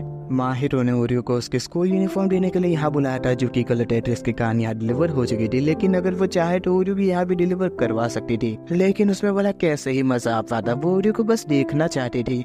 अरे क्या हुआ, जॉब क्यों रहा? क्या तुम मुझसे नहीं मिलना चाहते थे? ऐसी बात नहीं है माहिरो-सान। तो फिर बताओ ओरियो, अब श्राइन मेडन्स के साथ सब कुछ कैसा चल रहा है? जहानुम जैसी ही जिंदगी लग रही है। सबसे आलसी बड़ी बहन को मुझे रोजाना सुबह उठाना पड़ता है और उसका कमरा साफ करता हूँ मैं। बीच वाली बहन भले ही करके थोड़ा बहुत काम कर लेती है, वो काफी ज्यादा अक्रूर और काफी स्लो है। अगर उसके भरोसे बैठा रहा तो घर में कोई काम समय से नहीं हो पाएगा। और सबसे छोटी बहन काफी ज्यादा गलतियां करती है, जिस कारण उसके भरोसे भी काम नहीं छोड़ा जा सकता। ओरियो, तुम्हें नहीं लगता भले ही तुमने श्राइन को बचा के एक हीरो का काम कर लिया है, लेकिन तुम उन तीनों के मामले में कुछ ज्यादा ही दखल देने लगे हो? इसके पीछे की वजह शायद से तुम्हारी ईगो भी हो सकती है। लेकिन ओरियो, अगर ऐसा ही करते रहोगे तो तुम भला पढ़ाई कैसे कर पाओगे और एक डॉक्टर कैसे बनोगे? तुम्हें एक डॉक्टर बनाया है, जिस कारण तुम्हें कॉन्सेंट्रेट रहना पड़ेगा। ओरियो, श्राइन के एंट्रेंस पे यूना ओरियो का इंतजार कर रही थी, क्योंकि वो उससे कुछ जरूरी बातें करना चाहती थी, जो कि ओरियो को काफी अजीब लग रहा था। यूना ओरियो के कंधों की मसाज कर दिया, जिसके बाद उसकी सुलेस खुला देख वो उसे बांधने बैठती है, पर ओरियो को कुछ ज्यादा ही रिवीलिंग चीजें दिख रही थी, जिस कारण वो उसे मना करता है ऐसा सब करने से।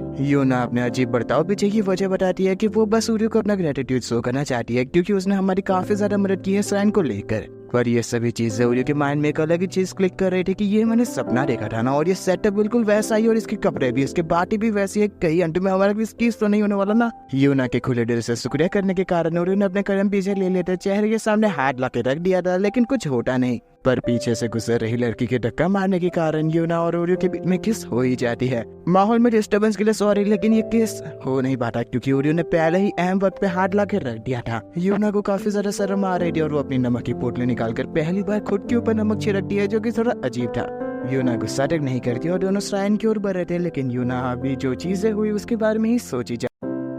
ओरियो के दिन की शुरुआत सपनों की भविष्यवाणी से होती है, जो उसे आरासियामा श्राइन की कई जल के दिखा रहा था। साथ ही वहाँ पे वो तीनों बहनों के साथ अपने रिश्ते और भी गहरे कर लेता है। फेस्टिवल के बाद श्राइन के अंदर विजिटर्स की संख्या बढ़ चुकी है और उन तीनों बहनों को काफी ज्यादा मेहनत करनी पड़ रही है। खाते वक्त वो विचार करते हैं कि जल्दी हमारे स्कूल्स भी स्टार्ट होने वाले हैं, इसलिए हमें सुकीगामी से मिलने आरासियामा जाना चाहिए, जो कि हमसे कई गुना बड़े श्राइन को हैंडल करती है। जिसके बारे में सुनते ही ओरियो के पैरों तले जमीन खिसक चुकी थी। माँ के गुजर जाने के बाद उन तीनों को एक श्राइन मेडन बनने की ट्रेनिंग सुकीगामी नहीं दी थी और वो अभी उनसे एडवाइस लेना चाहती है श्राइन को सक्सेसफुल कैसे बनाया जा सकता है। ये यूरासाई ओरियो को साथ चलने के लिए कहती है, लेकिन वो मना करता है क्योंकि उसे सपनों की भविष्यवाणी से दूर रहना है। पढ़ाई के बीच दादाजी ओरियो को एक जरूरी डिब्बे को सुकीगामी श्राइन पहुंचाने के लिए कहते हैं, जो कि काफी डरावना था और ओरियो जाते वक्त सोचता है मतलब मैं भविष्यवाणी से बच नहीं पाऊंगा। सुकीगामी अपने श्राइन मेडन को 4 कप चाय लाने के लिए कहती है, लेकिन उसे ताजुब था कि बस 3 ही तो लोग आने वाले हैं। ओरियो के श्राइन में एंटर होने के साथ ही तीनों बहनें उसे देख के हैरान थी, लेकिन वो सभी मैटर्स को साइड में रखकर सुकीगामी से कहता है एक जरूरी डिब्बा मुझे पहुंचाने को दिया था, जिसके ऊपर श्रापित आत्माओं को कैद रखने के लिए सील लगाई हुई थी और वो इस पूरे मैटर को अकेले ही हैंडल करने वाली थी। ओरियो सुकीगामी के वारा को महसूस कर पा रहा था और उनकी डिवाइन पावर्स देखने को भी रेडी था, लेकिन वो डब्बे को हटाती है जिसके अंदर सिर्फ मिठाइयाँ भरी पड़ी थी। बुढ़ाओ ने मुझे धोखा दिया। बाद में ओरियो को रैंकिंग्स के बारे में जानकारी दी जाती है। श्राइन मेडन सबसे शुरुआती स्टेज होती है और हर कोई हेड प्रिंसेस बनने के लिए मेहनत करता है। हमारी योमिको सुकीगामी एक्चुअली एक सीनियर प्रिंसेस है जिसका काम नए आने वाले स्टूडेंट्स को ट्रेन करना है। योमिको अपने श्राइन की खासियत बताती है, वो लोग चांद की पूजा करते हैं और उनके पास कई तरह के आशीर्वाद है जो पीड़ाकारी और निराशा में डूबे व्यक्तियों की मदद करते हैं। हर तक यूनाइट दंडकथा के बारे में भी बताती है। ड्रीमिंग मूनबो चांद के पास अंधकार को खत्म करने की क्षमता होती है। कहा जाता है जब खुले आसमान में चांद अपने पूर्ण ऊर्जा के साथ चमक रहा हो, तब अगर तुम रेनबो के दिखाए गए पाठ पे चलते जाओ तो तुम्हारे सपने सच हो सकते हैं। खैर टीचर, हमें जानना है हम अब श्राइन को सक्सेसफुल कैसे बना सकते हैं और इतने विजिटर्स को कैसे मैनेज करें। उनकी परेशानियां सुनने के बाद वो एक ही चीज नहीं सह सकती थी कि उसे टीचर बुलाया जा रहा। कितना ओल्ड फैशन लगता है, तुम मुझे योमिको कहकर ही बुलाया करो। और हाँ असाई, तुम तो पहले के मुकाबले कितनी प्यारी हो गई, और ये तुम्हारे फिगर का तो क्या ही कहना, मुझे तो अभी भी जलन हो रही है। उसकी हरकतें देखने के बाद कोई भी कह बैठे क्या ये सही पर्सन भी एडवाइस लेने के लिए। खैर योमिको उन चारों को यहाँ रहने की व्यवस्था के अलावा हॉट स्प्रिंग के बारे में बताती है, जो कि काफी ज्यादा सरप्राइजिंग था। लेकिन ओरियो को अपनी सबसे पहली सपनों की भविष्यवाणी याद आने के कारण वो यहाँ रुकने से मना कर देता है, क्योंकि उसे पढ़ाई करने की और जाते वक्त वो कई श्राइन मेडन्स को प्रार्थना करता है। एक सवाल करता है क्या कोई त्योहार है। एक्चुअली वो सभी योमिको की गाइडेंस में काफी श्राइन मेडन बनने के नाते भगवान को अपना ग्रेटिट्यूड शो कर रही थी, वो भी रोजाना बिना कोई बोल चुक के। ओरियो ऑब्जर्व कर रहा था योमिको इन तीनों बहनों को एक माँ की तरह लाड प्यार कर रही थी और वो खुद की क्यूरियोसिटी को रोके बिना सवाल कर लेता है आखिर इन तीनों के सवालों का अब तक जवाब क्यों नहीं दिया गया है। वो ओरियो की समझदारी से इम्प्रेस हो चुकी थी और सच्चाई बता देती है, उसका मदद करने का तो कोई इरादा ही नहीं है। एक श्राइन को संभालना तो काफी बड़ी जिम्मेदारी होती है और अभी तो उन तीनों को अपनी जिंदगी के काफी बड़े फैसले लेने हैं। असाई और यूना को अपने स्कूल के एंट्रेंस एग्जाम की तैयारी करनी होगी और यही को फैसला करना है कॉलेज के खत्म होने के बाद वो क्या करेगी। अगर तुम वाकई श्राइन को संभालने के लिए इतनी ज्यादा काबिल हो तो तुम्हें मेरी मदद की तो कोई जरूरत ही नहीं होगी। लेकिन हाँ, अपनी जिंदगी श्राइन की बेटी न्यौछावर करके जीना एक इकलौता रास्ता नहीं है। तुम्हें अपने सपनों के बारे में भी सोचना होगा और हाँ, कोई जिम्मेदारी की भावना से श्राइन मेडन नहीं बन सकता। तीनों कुछ कहने लायक ही नहीं बची थी, पर ओरियो उसके हाथ फीवर के चलते सवाल उठाता है। अगर वाकई तुम इन तीनों को काफी लंबे वक्त से जानती हो तो तुम्हें इनकी भावनाओं की भी कदर करनी चाहिए। कुछ ही महीनों से इन्हें जानने के बावजूद मैं पक्के तौर पे कह सकता हूँ ये श्राइन से बेहद ही प्यार करती है। अब जबकि तुमने सवाल कर ही लिया है तो जवाब भी सुन लो। तुम्हारा होना ही श्राइन की अस्तित्व की सबसे बड़ी कुंजी है। अगर तुम शादी करने से मना करते हो तो श्राइन का सरवाइव कर पाना नामुमकिन है। तुम सभी को अत्यधिक विचार करने की जरूरत है। चारों के चारों विचारों में डूब चुके थे, लेकिन यही उन सभी से एकांत चली जाती है और ओरियो अपना फैसला बता देता है। उसे पढ़ाई करके डॉक्टर बनना है, इसलिए वो श्राइन की जिम्मेदारी नहीं संभाल सकता, यानी शादी नहीं करेगा। लेकिन यूना डिप्रेशन में जा चुकी थी क्योंकि वो हर चीज को काफी ज्यादा सीरियसली लेती और ऐसे वक्त में सबसे बड़ी बहन की जरूरत थी, लेकिन वो कहीं खुद ही गायब है, जिसका मतलब वो भी डिप्रेशन में है। और असाई अपने डिप्रेशन को दूर करने के लिए दौड़ने जाने का फैसला करती है। यूना की जिम्मेदारी ओरियो के हाथों सौंप कर, लेकिन वो किसी का साथ नहीं चाह रही थी, पर उसे अकेला छोड़ा भी नहीं जा सकता था। ओरियो उसे पीने को कॉफी देता है, लेकिन वो छोटे बच्चों की तरह नखरे करने लगती है, मुझे कॉफी नहीं पसंद। ओरियो के दूसरा कैन लाने बावजूद भी नाजुक हालत के चलते वो कैन नहीं संभाल पाती और खुद को फेलियर कहकर कोसना शुरू कर देती है। लेकिन ओरियो उसकी हिम्मत को बरकरार रखता है। उसके इतनी ज्यादा मेहनत करने पीछे की वजह एक श्राइन मेडन ही तो बनना है, तो फिर क्यों निराश होना। लेकिन अब की बारी वो अपनी थोड़ी सी रियल फीलिंग्स को बाहर निकालती है। मैं क्या चाहती हूँ वो मायने नहीं रखता है। श्राइन मेडन होने के नाते जो करना चाहिए वही मैं कर रही थी। ओरियो परिस्थिति को और भी गंभीरता से समझने लगा था। साथ ही वो यूमी को भी किए गए बर्ताव पीछे की वजह भी समझ चुका था कि वो बस इन तीनों बहनों को जिम्मेदारियों से मुक्त करना चाहती है। लेकिन यूमिको का चिंता भरे भाव से यूना के ऊपर नजर रखना ओरियो को काफी ज्यादा हैरान कर देता है और उसकी मौजूदगी के कारण वो बहाना बना देती है मैं बस टहलने आई थी। यूना का गायब होना ओरियो को और भी ज्यादा परेशान कर देता है। कई जगह ढूंढने के बाद वो फाइनली झरने के पास मिलती है जो कि मेडिटेट करने जाने वाली थी। वो भी अपने होश आवाज में नहीं थी, इस कारण वो अपनी पैंट तक उतार देती है। ओरियो की लाख कोशिश करने के बावजूद वो नहीं मान रही थी क्योंकि अब झरने नीचे बैठकर ही वो अपने विचलित मन को शांत कर सकती थी। ओरियो के रोकने की कोशिश में वो यूना के ब्रेस्ट को पकड़ लेता है जिसके बारे में रियलाइज होते ही यूना काफी ज्यादा गुस्सा हो जाती है और अपने होश आवाज में आ चुकी थी। बाद में ओरियो यूना से अपनी गलती के लिए माफी मांग लेता है क्योंकि उसका ऐसा करने का कोई इरादा नहीं था, वो तो बस उसे होश आवाज में लाना चाहता था। लेकिन यूना उसके दखल देने वाले बिहेवियर के बारे में कहती है अगर तुम्हें डॉक्टर बनना है तो पढ़ाई करो, ना कि हमारी मदद। अगर तुझ जैसे कमीने को पाकर हम लोग खुश है ऐसा समझते हो तो भूल ही जाओ, और अगर थोड़े बहुत हैंडसम हो इसका मतलब ये नहीं कि यही और रसाई तुझसे प्यार व्यार करती है। तुम केवल एक घमंडी खुद से प्यार करने वाले और एक अजीब से इंसान हो जो पढ़ाई के अलावा कुछ और नहीं कर सकता। सही कहा, मैं एक कमीना इंसान हूँ जो कि तुम्हारी मदद करता है ताकि अंदर से थोड़ा सुकून महसूस कर सकूं, और खुद से इतना ज्यादा लगाव करने वाला जिसको लगता है मन में जो आए वो घर बैठो क्या ही फर्क पड़ता है, और खूबसूरत बेटो हूँ जो तुम्हारी मदद करता फिरता है। तो सुन लो, मुझे कोई घंटा फर्क नहीं पड़ता तुम मेरे बारे में क्या सोचती हो। मैं मदद करता हूँ क्योंकि मैं करना चाहता हूँ, मगर तुम्हें परेशानी है तो जाओ अपना इलाज कराओ। पहली बार यूना अपने खुले दिल से हंस रही थी, वो भी बिना कोई रुकावट के, क्योंकि उन्होंने पूरे गर्व से अपने बारे में काफी ज्यादा शर्मनाक चीजें कही थी जो कि एक बेवकूफ की निशानी तो है। साथ ही यूना खुद की बेवकूफी को भी याद करती है। उसके निराश होने पीछे की तो कोई वजह ही नहीं होनी चाहिए। उसे अपनी माँ के साथ बिताया हुआ बचपन का पल याद आ जाता है जिस कारण वो समझ जाती है श्राइन मेरे बनने पीछे की मेरी कोई वजह है ही नहीं, बस मेरा दिल चाहता है। यूमिको फोन पर किसी व्यक्ति से कहती है बीच को बो दिया गया है, अब देखना इन तीनों बहनों में से कौन श्राइन के भविष्य को निर्धारित कर। यूना पहले की तरह एनर्जेटिक हो चुकी थी जिसे जॉगिंग से लौटी हुई असाई तक एक्नॉलेज करती है। हालांकि ओरियो के यही के बारे में सवाल करते ही असाई बिना किसी चिंता की कह देती है वो बड़ी है यानी अपने आप आ जाएगी, जो कि वाकई काफी ज्यादा लापरवाही वाली बात थी। लेकिन असाई कह रही है कहीं तुम उससे प्यार तो नहीं करने लगना जो उसकी इतनी चिंता करते हो। अरे मैं बस इंसानियत के नाते कह रहा था।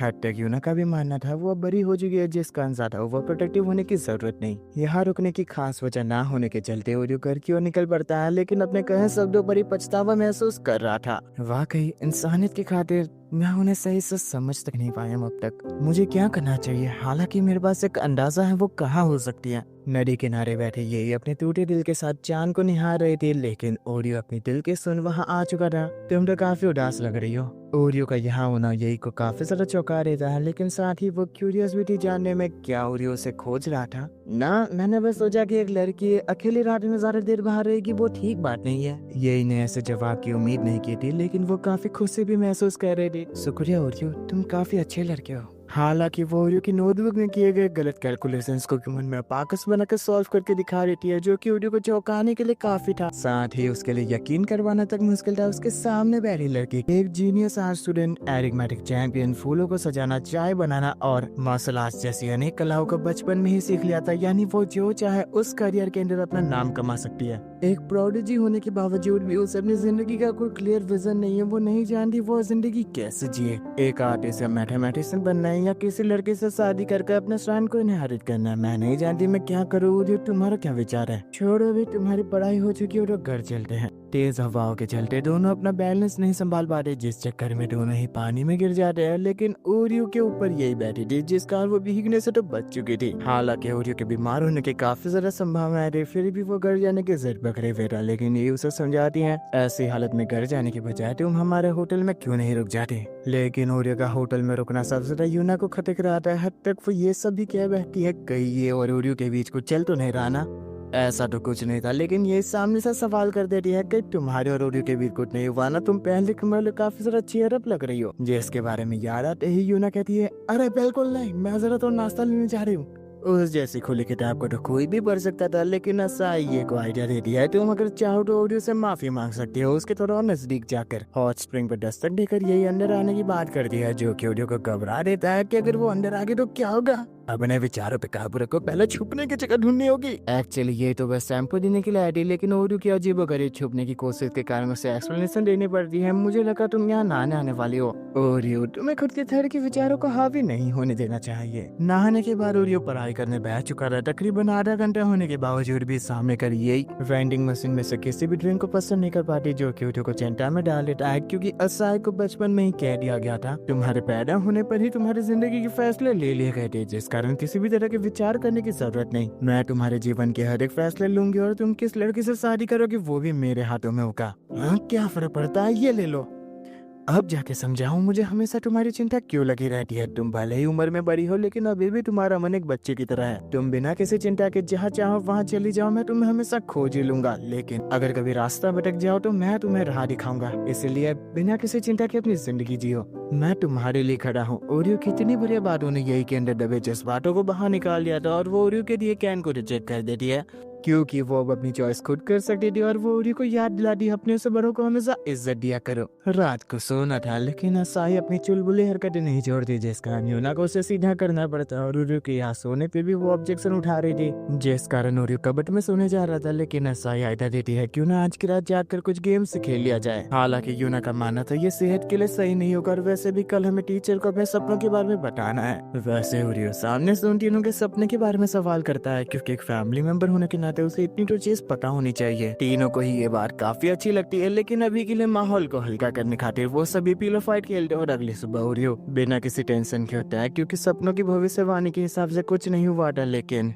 कमरे के बाहर असाई अपने फोन में खो चुकी थी। ओरियो की मौजूदगी के कारण वो घबरा कर अपने फोन को जमीन पे गिरा बैठती है, जिसे उठाने पे ओरियो को एक काफी बढ़िया स्पोर्ट्स कोटा वाले हाई स्कूल के बारे में पता चलता है, जो कि असाई को रिक्रूट करना चाह रहा था। असाई की बढ़िया फिजिकल एबिलिटीज के कारण एक्चुअली पिछले समर उसने जब जॉगिंग रेस में हिस्सा लिया रहा था, उसे ये ऑफर दिया गया था, यानी कि अगले साल से वो टोक्यो में अकेले रहने वाली है, जिसके बारे में केवल दादाजी को पता था, और वो अपनी बहनों को इसके बारे में नहीं बता सकती, क्योंकि वो दोनों उसे बेहद ही प्यार करते हैं और उन्हें बेवजह की चिंता देने से बेहतर मैं ना ही बताऊं। और वैसे ओरियो हम दोनों के बीच प्यारा सा सीक्रेट रहेगा। ओरियो को ये काफी ज्यादा बचकाने चीजें लगती है, शायद से असाई को डर लग रहा है कहीं वो दोनों मुझे मना न कर दे, पर असाई कहती है नहीं मैं जानती हूँ वो मुझे फुल्ली सपोर्ट करेगी। लेकिन ओरियो उसका हाथ पकड़ के कहता है तो फिर चलो यूमिको को बता देते हैं, फिर अपनी बहनों को भी बता देना। ऐसे खींचातानी में ओरियो असाई के ऊपर गिर जाता है, जो कि मौके का फायदा उठाकर कई फोटो खींचकर ओरियो को ब्लैकमेल करती है चीजें छुपाने के लिए। लेकिन ओरियो सच का साथ देकर चीजें छुपाने से मना करता है। हालांकि उसके नाक से खून निकल रहा था, क्योंकि असाई के कपड़े थोड़े बहुत इधर बिधर हो चुके थे, और साथ ही उसकी दोनों बहनें पीछे आ चुकी थी, जिस कारण वो बिना एक भी शब्द कहे वहां से भाग जाती है, जिस कारण ओरियो को सिचुएशन एक्सप्लेन करनी पड़ती है। पर उसके पास कहने को दो चीजें थी। वो असाई के ऊपर थोड़ी वियर्ड सिचुएशन में गिर चुका था, जिस कारण यूना काफी ज्यादा उसके ऊपर भड़क पड़ती है। लेकिन दूसरी चीज थी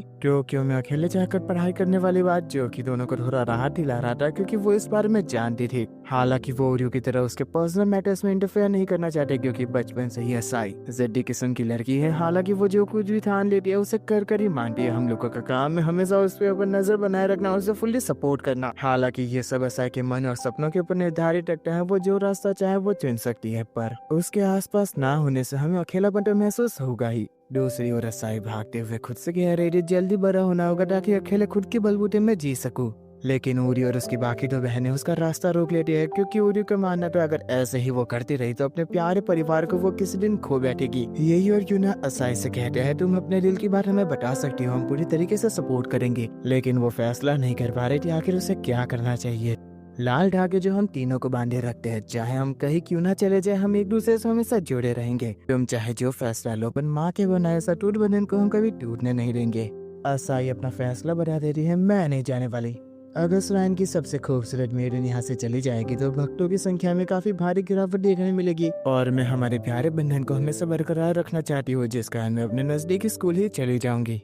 जिसके साथ असाई की सबसे बड़ी टेंशन दूर हो चुकी थी और वो कुछ पल चैन की नींद ले सकती थी। हालांकि ओरियो उसे अपने पीठ पे बिठाकर ले जा रहा था, जो कि उसे सही नहीं लगता। लेकिन असाई को अभी आराम की जरूरत है, जिस कारण ओरियो से चुपचाप सोने को कहता है। हालांकि असाई का मानना था ओरियो को उसकी तकलीफें पता थी, उसके बावजूद दोनों बहनों को बुलाकर गंभीर परिस्थितियां पैदा की, जो कि सही में मुझे काफी ज्यादा परेशानियां हुई है। तुम वाकई मेरे लिए एक बड़े भाई की तरह हो। अरसाई की परेशानियां दूर करने के बाद होटल पहुंचकर उरी की सोफे पे बैठे बैठे आंखें लग चुकी थी, जो कि सपनों की भविष्यवाणी से मुलाकात करता है। लेकिन अब की बारी वो तीनों बहनों से बातें कर पा रहा था और वो तीनों बहनों से खास दिन के बारे में याद दिलाती है, जो कि कल ही है। जिस दिन मैं डॉक्टर और पुजारी बन जाऊंगा तब हम शादी कर लेंगे। अविश्वसनीय सपने से जागने के बाद ओरी के लिए रियलिटी के बीच अंतर कर पाना मुश्किल होता जा रहा था। वही यूमिको ने अपनी चिंता दूर करने के लिए माहिरो को मिलने बुलाया था, जिन दोनों ने जाने अनजाने एक दूसरे की मदद की थी। माहिरो ओरियो के लिए घर ढूंढ रही थी और यूमिको को दादाजी ने काम सौंपा था एक दामाद ढूंढने के लिए। लेकिन कुछ ही दिन पहले उन तीनों लड़कियों से मिलने के बाद माहिरो को यकीन हो चुका था ओरियो के लिए वो तीनों काफी ज्यादा अच्छी है। लेकिन अब भी विश्वास कर पाना नामुमकिन है। जिन बच्चों को उन दोनों ने पाला है वो आगे जाकर शादी करने वाले है, यानी एक परिवार बनेंगे। यूमिको उसे गौर करने का कहती है क्योंकि वो एक माँ की तरह बातें कर रही थी, लेकिन माहिरो कहती है तुम भी तो ऐसा ही फील करती हो ना। अब ज्यादा फीलिंग्स को छुपाने से बेहतर होगा तो मुझे अपनी कहानी बता ही दो। 6 साल पहले जब मेरे सबसे करीबी दोस्त अमागामी श्राइन की प्रीस्टियस की मौत हो चुकी थी, उसके फ्यूनरल के वक्त मुझे उम्मीद थी वो हमेशा ऊपर से मुझ पर नजर बनाए रहेगी। हालांकि मुझे श्राइन की भी चिंता हो रही थी, क्योंकि दादाजी ने कहा था मुझसे जितना हो पाए उतना छोटे पायदान पे मैं श्राइन को चलाने की अपनी पूरी कोशिश करूंगा। हालांकि वो तीनों बहनें दरवाजे पे कान लगाए इनकी बातें सुन रही थी और कमरे में आकर, या फिर मैं कहूँ दरवाजा तोड़कर, यूमिको से मांग करती है श्राइन मेरे बनने की ट्रेनिंग देने के लिए। उन दिनों में जोश की कमी नहीं थी, लेकिन वो बिल्कुल ही होपलेस लग रही थी यूमिको को। आखिर छोटे बच्चों को वो किस प्रकार सिखाए। पहले दिन की कड़ी ट्रेनिंग के बाद यूमिको को लग रहा था क्या मुझे इतने छोटे बच्चों को ट्रेनिंग देनी भी चाहिए। लेकिन उन तीनों बहनों के अंदर आत्मविश्वास की कोई कमी नहीं थी। वो घर जाकर और भी सारा ट्रेनिंग करने के बारे में कह रही थी, ताकि जल्द से जल्द एक बेहतरीन श्राइन बन पाए अपने माँ के खातिर। साथ ही हमारी मास्टर भी इससे काफी ज्यादा खुश होगी। अगले दिन से वो तीनों धीरे धीरे कर एक कदम आगे बढ़ा रहे थे और प्रोग्रेस दिखाते जा रहे थे, जो कि यूमिको को अच्छा लग रहा था। साथ ही उसे विचार आता है क्या ये इन तीनों के लिए सही भी होगा, क्या इन तीनों को खुशी भी महसूस हो रही है। इसी विचार में मैं सोचती रही कि मैं इनके लिए क्या कर सकती हूँ, और देखते ही देखते ये हसीन पल कब खत्म हो गए पता ही ना चला। आखिरी दिन मैंने उन तीनों लड़कियों को बता दिया तुम अभी भी नौ सीखी हो, अगर किसी तरह की तकलीफ आती हो तो मेरे पास मदद के लिए आ सकती हो। मुझे खुद ही नहीं पता चला मैं उसने एक माँ की तरह बातें करने लग गई, और देखते ही देखते हम चारों के बीच एक बंधन बन गया। लेकिन इसे क्या नाम दिया जाए, इन्हीं में वो दोनों उलझ के रह गए। तीनों बहनों ने उरी को एक कहानी सुना रही थी और उनका मानना था वो इतनी ज्यादा बिजी है, हम चाह कर भी उसके पास मदद मांगने के लिए नहीं जा सकते। खामखा हम उन्हें परेशानी देंगे। लेकिन उनसे ना मिल पाना हमें काफी ज्यादा दुखी कर देता था। माहिरो को इसमें किसी तरह की तकलीफ नहीं लगती। हालांकि यूमिको से एक बार दादाजी ने पूछा था इन तीनों में से श्राइन का भविष्य किसके हाथों हो सकता है। एक्चुअली अगर मैं अपनी पर्सनल फीलिंग्स को सामने लाऊं तो फिर मैं नहीं चाहती श्राइन का भविष्य इन तीनों में से किसी के भी हाथों हो। मैं चाहती हूँ बस ये तीनों अपने सपने पूरे करें, ना कि बेफिजूल की जिम्मेदारियों में उलझ के रह जाएं। पर आखिरकार ये कहने वाले मैं होती कौन हूँ, ना ही उनके परिवार का हिस्सा हूँ। बेवजह कहीं मैं ही उन्हें अंत में परेशान न कर दूं। माहिर और ओरियो दोनों की कहानियां सुनने के बाद कहते हैं अगर तुम्हें ये बात परेशान कर रही है तो बिना जाने तुम कभी पता भी नहीं लगा पाओगे। भले ही शुरू में तुम्हारे पास इसके लिए कोई वजह ना हो, तुम थोड़े नौटंकी हो सकते हो या फिर अपनी जिद को आगे रखो, चाहे कुछ हो, जब तक तुम एक दूसरे के करीब आने की कोशिश करते रहोगे, भले ही तुम दोनों के बीच खून का रिश्ता क्यों ना हो, तुम एक परिवार बन सकते हो। रात को यूमिको उन्हें मैसेज कर पे ब्रिज पे मिलने बुलाती है, क्योंकि उन तीनों के जवाब देने की बारी आ चुकी थी। लेकिन उरी को चिंता हो रही थी आखिरकार ये क्या कहेगी। लेकिन तीनों साथ में श्राइन को इनहेरिट करने वाली बात कह रही थी और आपस में एक दूसरे को समझाने लगती है तुम अपने सपने पूरे कर लो, मैं श्राइन को इनहेरिट करने के लिए योग्य हूँ। हालांकि तीनों यूमिको से कह देती है ये फर्क नहीं पड़ता हम तीनों में से कौन श्राइन को इनहेरिट करता है, हम वही करेंगे जो हमारा मन करता है, हम परिवार का भी ध्यान रखेंगे, प्लीज टीचर हमारा साथ दीजिए। लेकिन ओरियो बीच में बोल पड़ता है अभी इन तीनों के पास रायन को संभालने के लिए कोई डायरेक्शन नहीं है। टीचर होने के नाते तुम इनका हाथ ऐसे कैसे छोड़ सकती हो, प्लीज इनके टीचर होने के नाते आप रास्ता दिखाइए इन तीनों को।